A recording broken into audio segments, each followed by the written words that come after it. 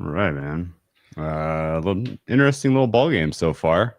Difference has been fourth down conversions. Otherwise, seems pretty even. No turnovers that really swung the game.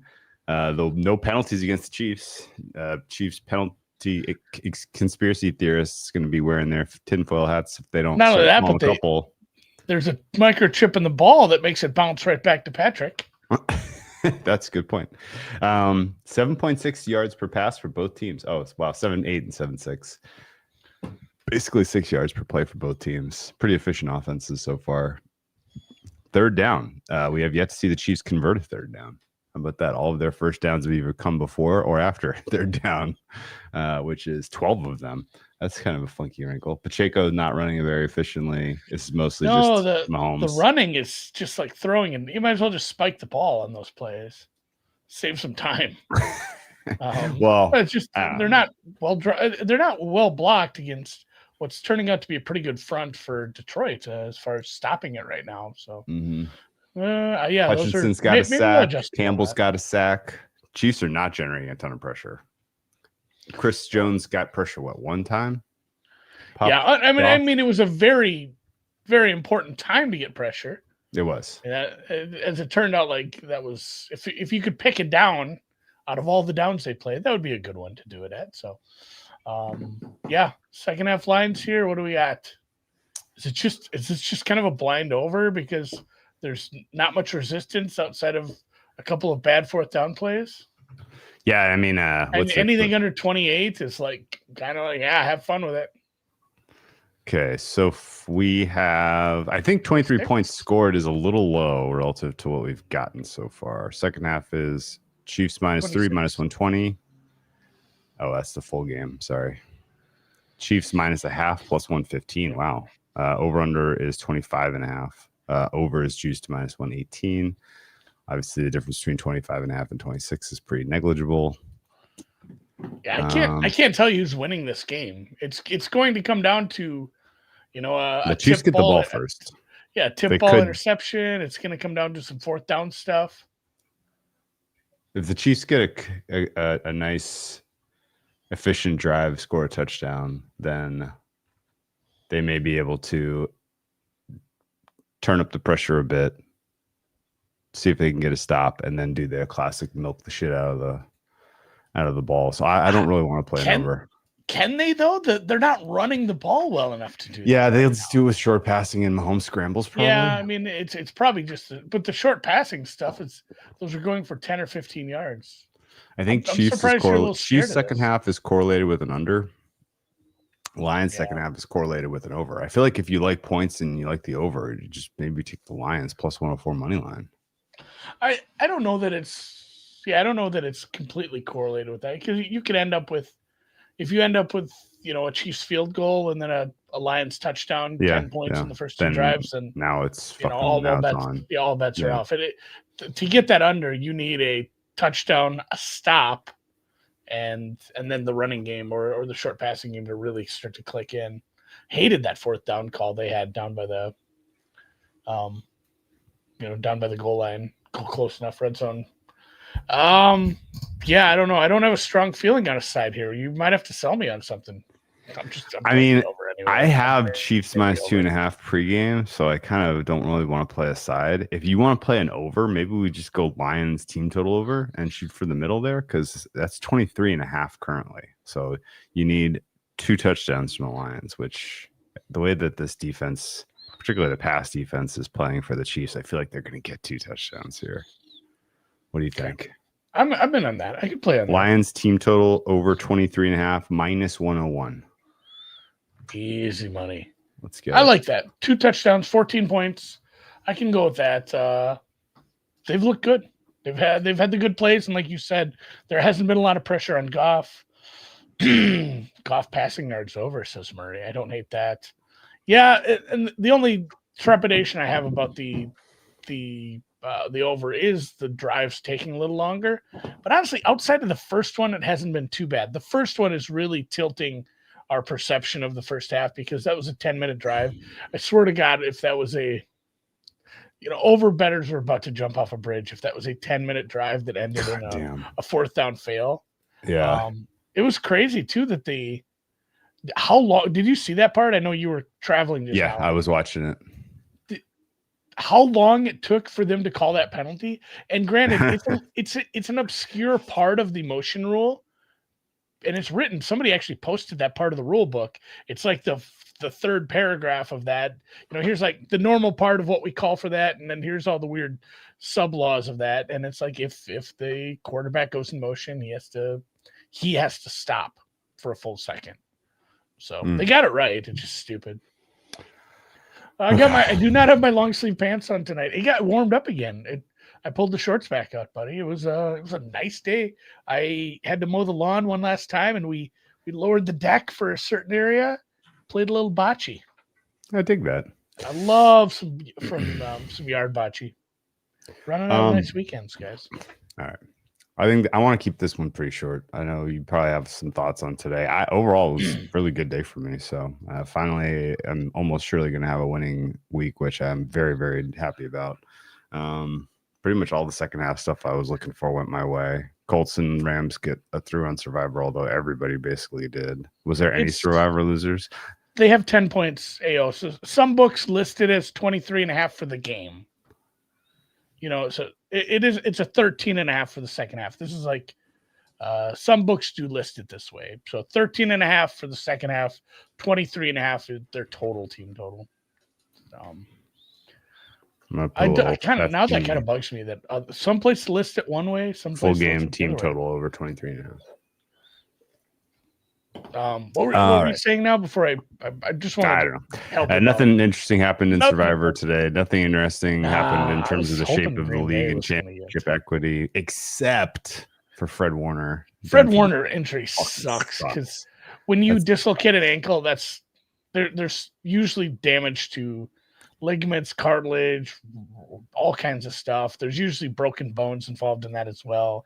He had the air cast on. When you put the air cast on, you're not coming back that season usually. So that stinks. I'm tempted to play. I do have a couple quick thoughts on the openers. I played the shit out of Seattle.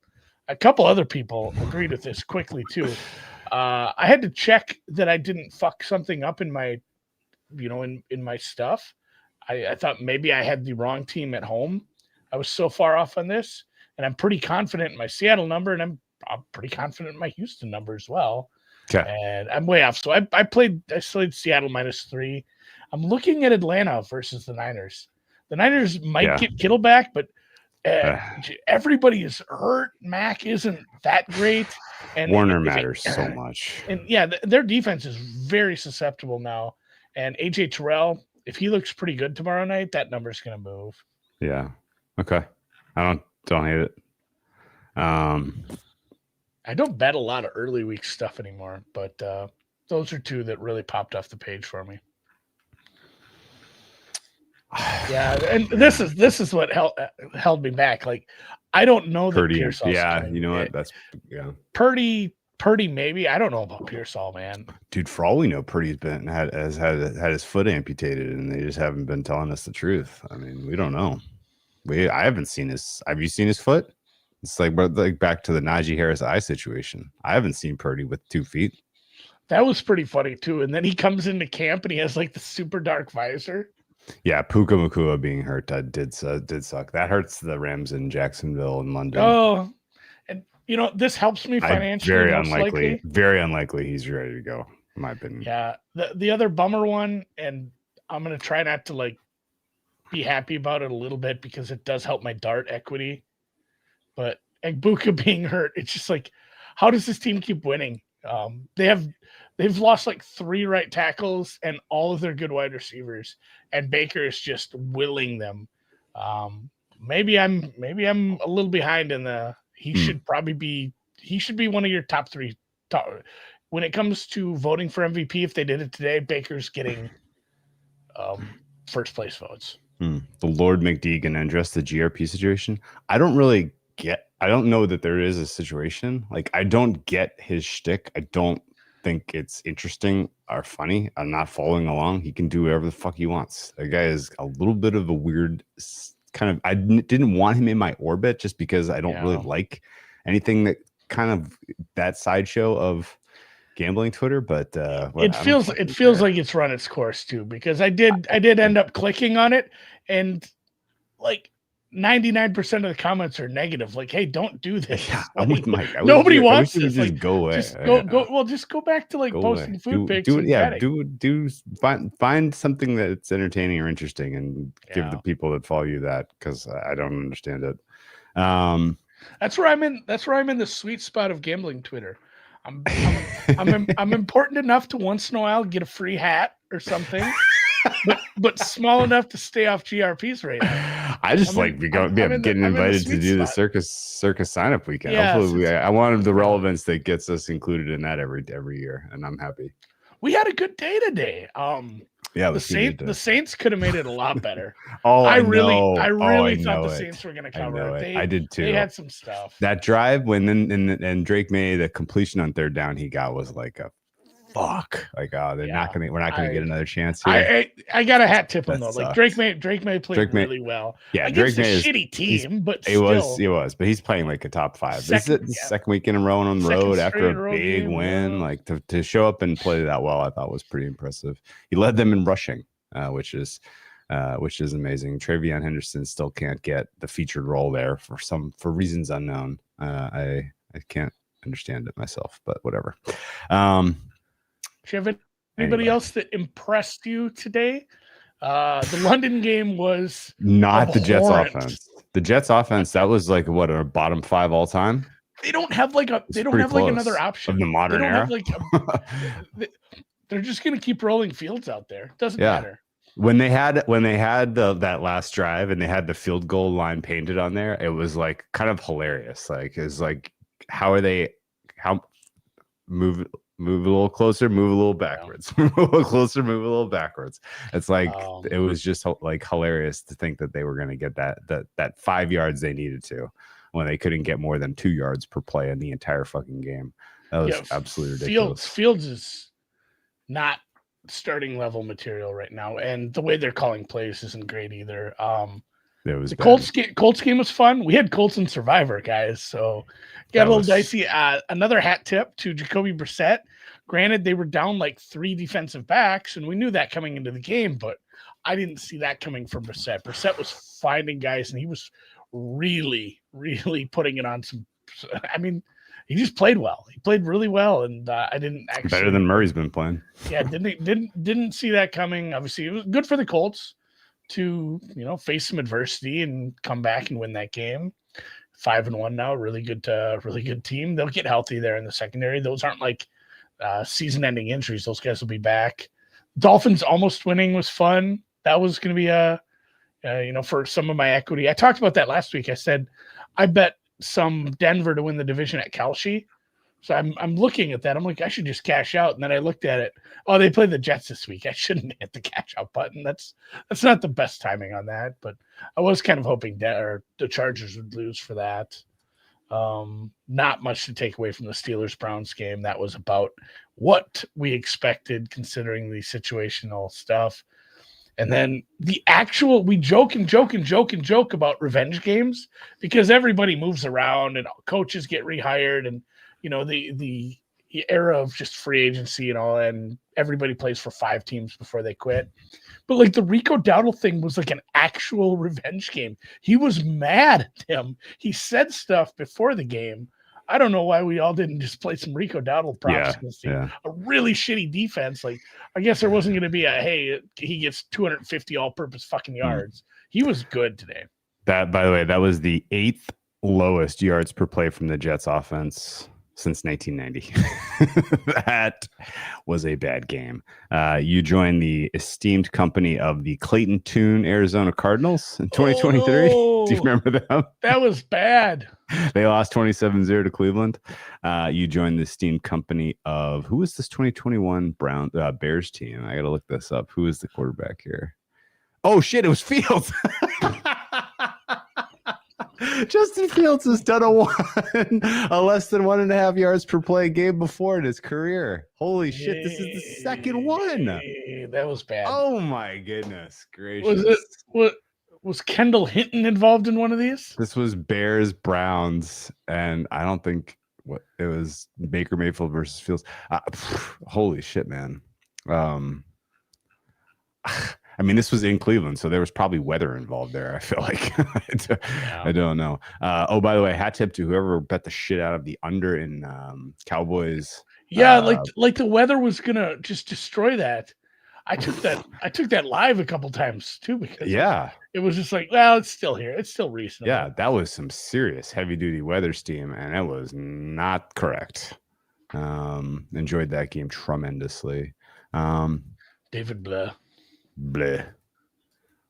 I don't think there's any other really. Oh, there is another memorable one here. 2022 Jets Bills.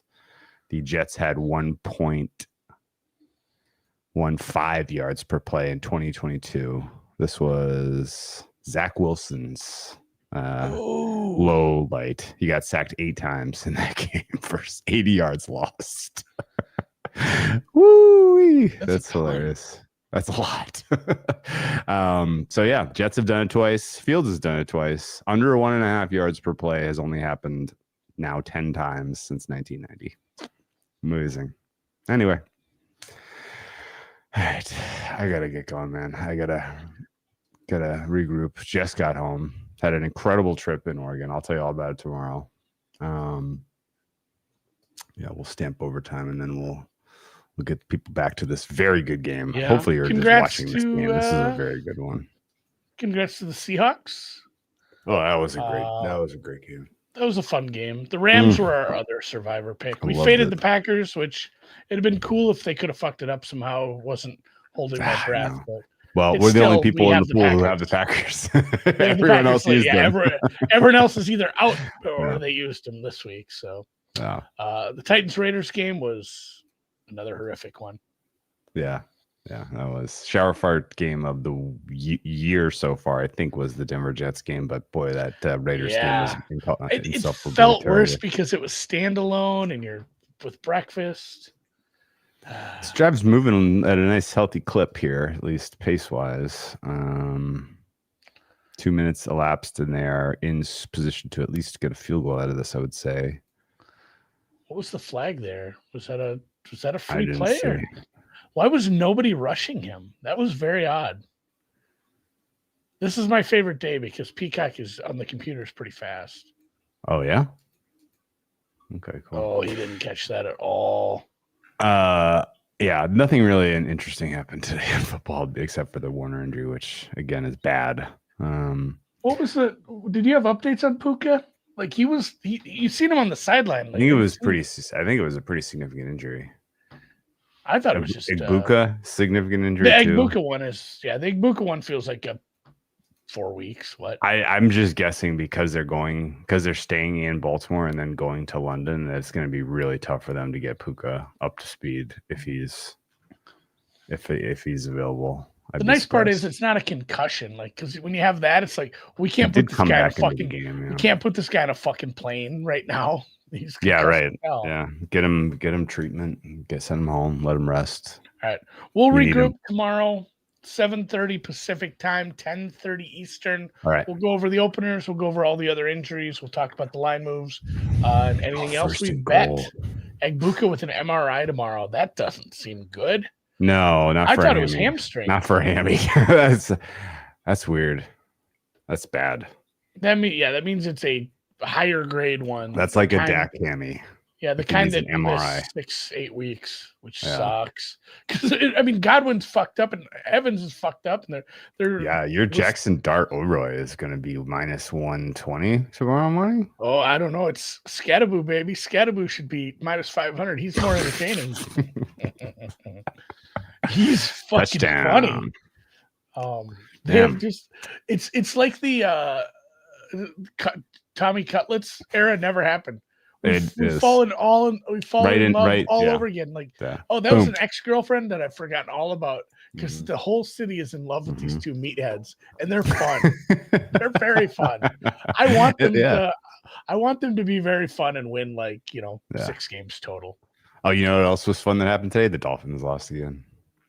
Although this one wasn't necessarily because of the offense. That was a pretty compelling drive that they got late in that game. But no, defense was not good enough to stop a field goal drive. Someone said a pull door would stop Scattaboo. There was I mean, the people who tweeted this were looking for quote tweets to get engagement. That's so good. But it said, "What's stopping these two?" And someone tweeted like, a childproof cap. there was some pretty good ones, and they're just meatheads. I love them. That's excellent. Yeah, all right, man. We'll talk about Tua's post-game stuff tomorrow morning. So we'll see you guys in the morning. See you later, man.